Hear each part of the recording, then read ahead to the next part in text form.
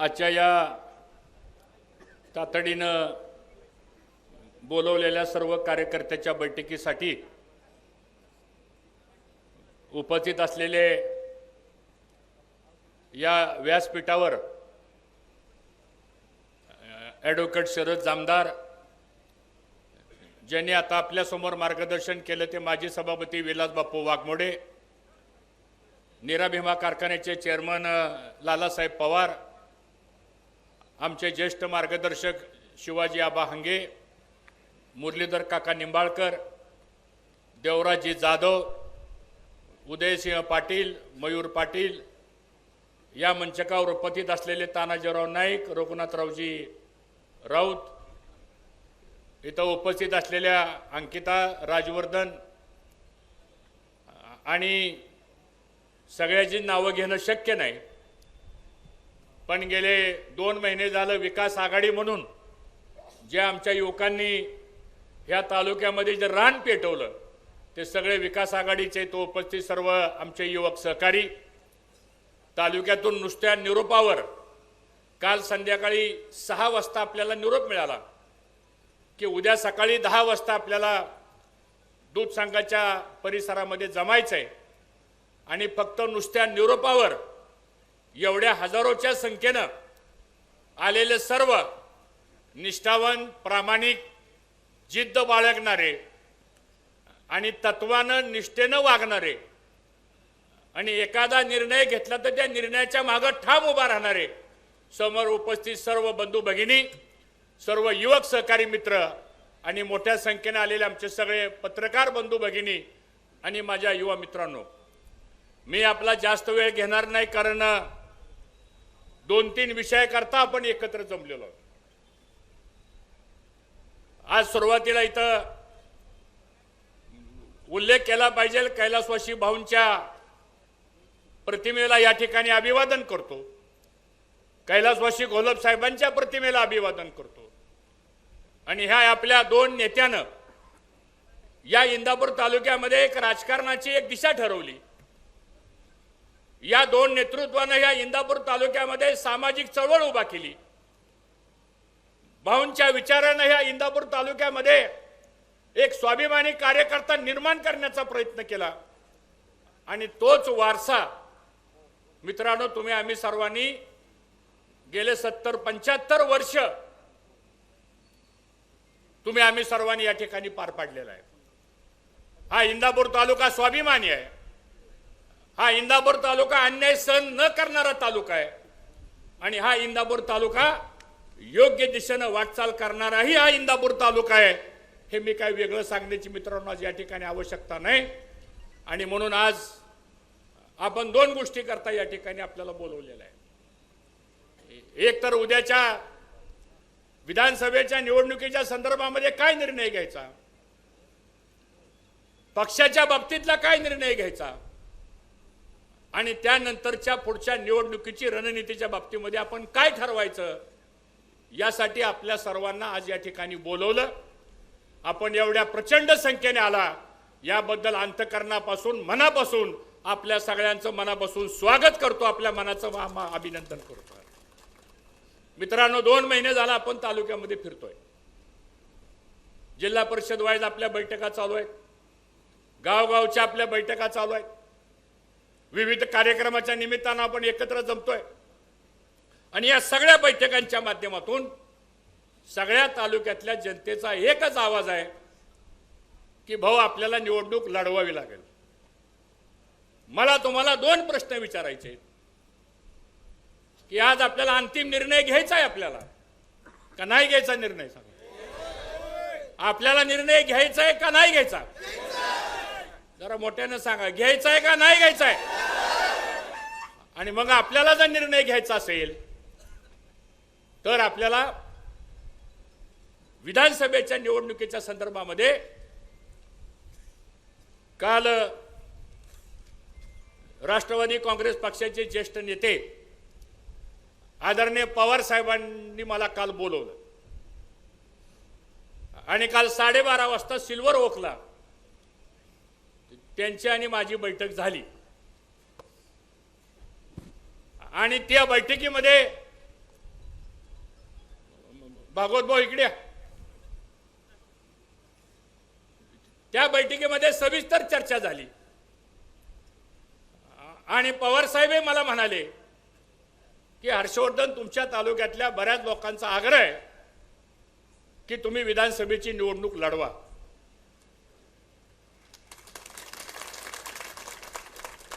पुन्हा मला म्हणाले, तुम्ही काय निर्णय घेणार आहे? तुम्ही तर भारतीय जनता पक्षात आहात. म्हणलं साहेब आपण सांगा काय करावं. साहेब म्हणले, तुमच्या जनतेचा आग्रह असेल तर तुम्ही निर्णय घ्या आणि तुम्ही निर्णय घेतल्यानंतर बाकीच्या गोष्टीची जबाबदारी माझी राहील. अशा पद्धतीची चर्चा मित्रांनो काल झाली. मग आता मला तुम्हाला प्रश्न विचारायचा आहे की आपण राष्ट्रवादी काँग्रेस पक्षामध्ये प्रवेश करायचा का नाही करायचा?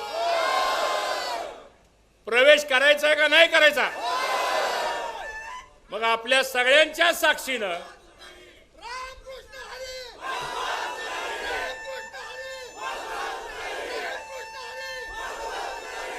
मग आज तुमच्या सर्वांच्या साक्षीनं आपली हा कार्यक्रम झाल्यानंतर सगळे पत्रकार आलेले आहेत. त्या पत्रकारांच्या बरोबर एक पत्रकार परिषद होईल आणि तुमच्या ज्या भावना आहेत त्या भावनेचा आदर ठेवून निर्णय घेतला जाईल, हे मी आपल्या सर्वांना जाहीर करतो.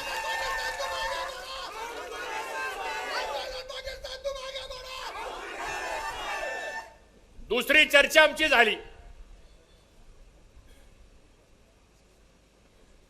की त्यांना भेटण्याच्या अगोदर मी मागच्या 4 दिवसापूर्वी उपमुख्यमंत्री देवेंद्र फडणवीस साहेबांना सुद्धा भेटलो. रात्रीची त्यांनी वेळ दिली. 1.5-2 तास त्यांची आणि माझी सविस्तर चर्चा झाली. त्यांनी काय प्रस्ताव माझ्यासमोर ठेवले, त्यांनी काय भूमिका माझ्यासमोर मांडली, मी पण माझी भूमिका त्यांच्यासमोर मांडली आणि त्यांनी मांडलेल्या भूमिकेवर, मी मांडलेल्या भूमिकेवर 2 महिन्यामध्ये तुम्ही माझ्याकडे धरलेला आग्रह, त्या बाबतीतली भूमिका, या सगळ्या प्रश्नांच्या बाबतीमध्ये माझी आणि देवेंद्र फडणवीस साहेबांची सविस्तर चर्चा झाली.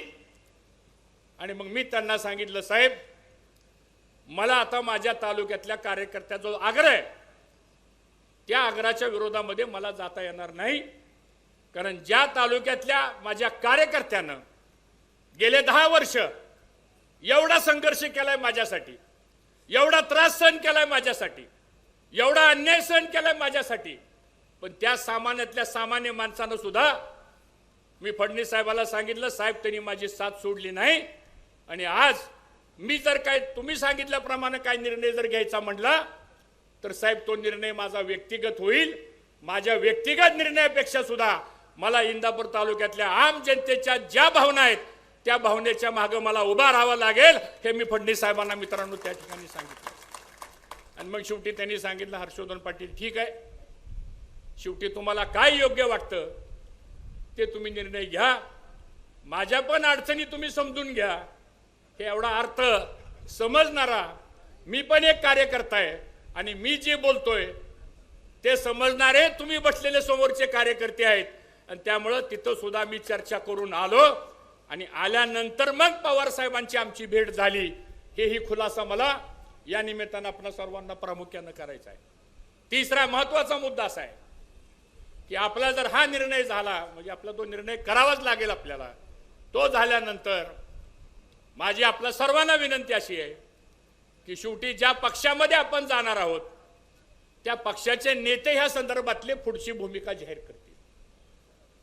ती भूमिका जाहीर करण्याचा आपला अधिकार नाही आहे. आपला अधिकार एवढाच आहे की आपण सगळ्यांनी निर्णय घ्यायचा आणि तो निर्णय आपण त्यांना कळवायचा. आणि त्यासाठी तुम्हाला या ठिकाणी बोलवलेलं आहे. आणि मला असं वाटतं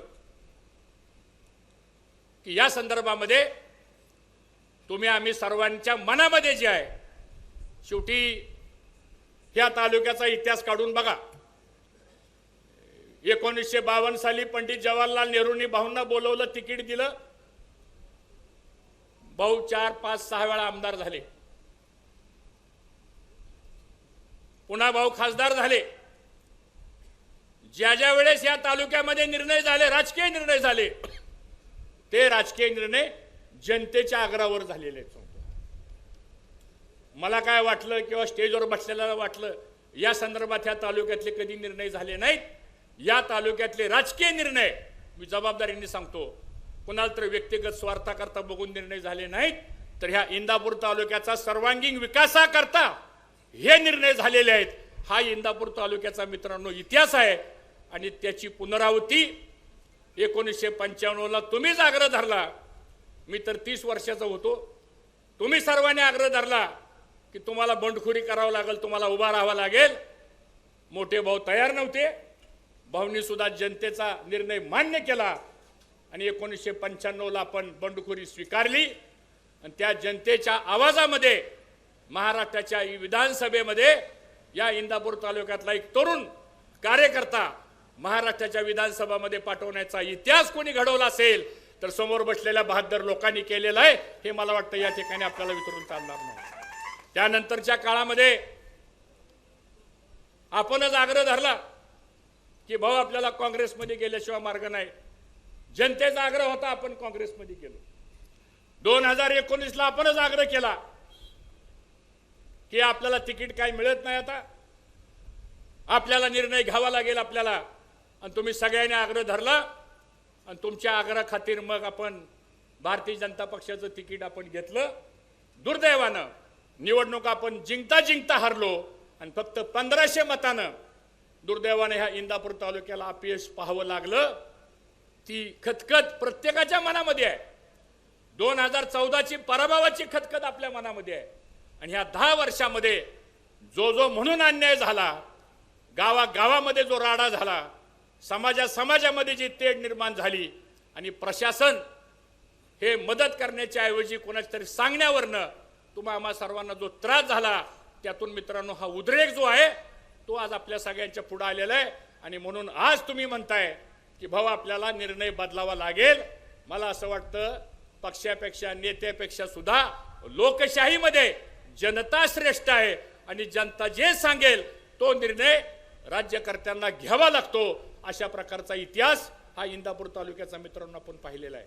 आणि म्हणून मी अधिक भाष्य काय करणार नाही. माझी आपल्याला 2 गोष्टीची एक विनंती आहे. आपल्याला कोणाबद्दल काय वाईट बोलायचं नाही. तुम्ही सुद्धा कोणाबद्दल काय वाईट बोलू नका. आपल्याला टीका करायची का वाईट बोलायचे का उद्याच्या भविष्यातला विजय मिळवायचा एवढं सांगा मला तुम्ही. काय मिळवायचंय? मग हे सगळं जर आपल्याला घडवायचं असेल तर सगळ्या गोष्टी संयमानं शांतपणानं आपण घ्या. या इंदापूर तालुक्यामध्ये 60 वर्ष आपण विजयही बघितलेला आहे आणि 10 वर्षातला पराभवही बघितलेला आहे. या इंदापूर तालुक्यानं 35 वर्ष मंत्रिपदही बघितलेलं आहे, खासदारही भाऊंच्या रूपानं बघितलेलं आहे. आणि तसं पाहिलं तर पवार साहेबांचं कुटुंब आणि आपल्या कुटुंबाचे व्यक्तिगत संबंध आहेत. राजकीय विषय वेगळे पण व्यक्तिगत संबंध आहेत. मोठ्या भाऊंच्या काळापासून जर आपण बघितलं तर व्यक्तिगत संबंध हे 6 दशकाचे आपले आहेत. आणि म्हणून राजकारणामध्ये प्रत्येकाचा निर्णय वेगवेगळ्या पद्धतीनं त्या काळामध्ये झाले असतील, पण व्यक्तिगत संबंधांच्या बाबतीमध्ये सुद्धा कधी आपण टोकाची भूमिका घेतली नाही. कारण आपण संस्कारातनं वाढलेली माणसं आहोत, आपण सुसंस्कृत पद्धतीनं वाढलेली माणसं आहोत. आणि म्हणून कुणावरही टीका करू नका, कुणाला काय बोलू नका, कुठल्या ह्या विषयावर चर्चा करू नका, अंदाजपंचे काही सोशल मीडियावरती काही लिहू नका. जे व्हायचंय ते सगळं व्यवस्थित होईल. आणि म्हणून आपल्याला मागच्या 10 वर्षाचा जो त्रास झालेला आहे ते जर दुरुस्त करायचं असेल तर मला असं वाटतं इथं आलेला प्रत्येक जण हा उद्याच्या परिवर्तनामधला महत्त्वाचा घटक आहे आणि त्या पद्धतीने आपण मित्रांनो काम करूया. एवढीच मला आपणा सर्वांना विनंती करायची आहे. आज इथं ज्यांनी ज्या भावना व्यक्त केल्या, गेले महिना 2 महिने ज्या पद्धतीनं सर्वांनीच आपल्या भावना व्यक्त केल्या, मी व्यक्तिशः मनापासून सर्वांचा ऋणी आहे. मी कार्यकर्ता असा आहे, मी काय पदाला हपापलेला माणूस नाही. राजकारणामध्ये समाजकारणामध्ये इथं काय लिहिलंय तेच घडणार आहे. त्यामुळे त्याची फार चिंता आपण मित्रांनो करण्याची आवश्यकता नाही. पण एक गोष्ट मात्र मी आपल्याला ग्वाही देतो की येणाऱ्या पुढच्या काळामध्ये इंदापूर तालुक्याचा वनवास, राजकीय वनवास हा संपुटात आल्याशिवाय राहणार नाही आणि एक नव्यानं विकासाचं पर्व सुद्धा या तालुक्यामध्ये आपण निर्माण केल्याशिवाय राहणार नाही. एवढीच भूमिका मी आपणा सर्वांच्या माध्यमातून या ठिकाणी घेऊ इच्छितो. पुन्हा एकदा आपण आल्यानंतर बरीच लोक आज काही येऊ शकलेले नाहीत. गावागावामध्ये गेल्यानंतर मला असं वाटतं की त्याही माणसांची संपर्क आपला राहिला पाहिजे, त्याही लोकांशी आपण बोललं पाहिजे आणि जो काही निर्णय जाहीर करायचा असतो म्हणजे आपला रोल फक्त त्यांच्या पक्षामध्ये प्रवेश करणं हा आपला रोल आहे, बाकीचा रोल आपला नाहीये. मग त्यांच्या पक्षात प्रवेश करताना मग तारीख कोणती असेल, पुढचं काय होणार आहे हे बोलण्याचा आपला अधिकार नाही. त्यामुळे आपल्या सगळ्यांचा एवढाच मुद्दा आहे की आपल्याला त्या पक्षात जायचंय. मी पुन्हा विचारतो, आपल्याला त्या पक्षात जायचंय का? एकदा हात वर करून सांगा, जायचंय का? मग आपल्या सगळ्यांच्या मनाप्रमाणे मी आता पत्रकार परिषद घेऊन या संदर्भातली भूमिका स्पष्ट करतो आणि त्यानंतर जे काही तारीख आणि जो काही निर्णय या पक्षाचे जे प्रमुख घेतील त्याचा तुम्हाला 2 मिनिटांमध्येच लगेच कळणार आहे. ते काही वेगळं सांगण्याची आवश्यकता नाही.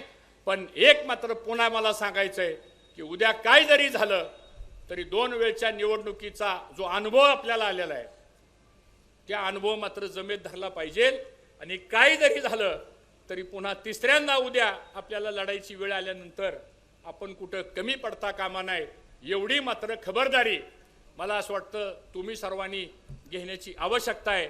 एवढंच मला या ठिकाणी सांगायचं आहे. खरंच मी स्वतःला धन्यवाद समजतो.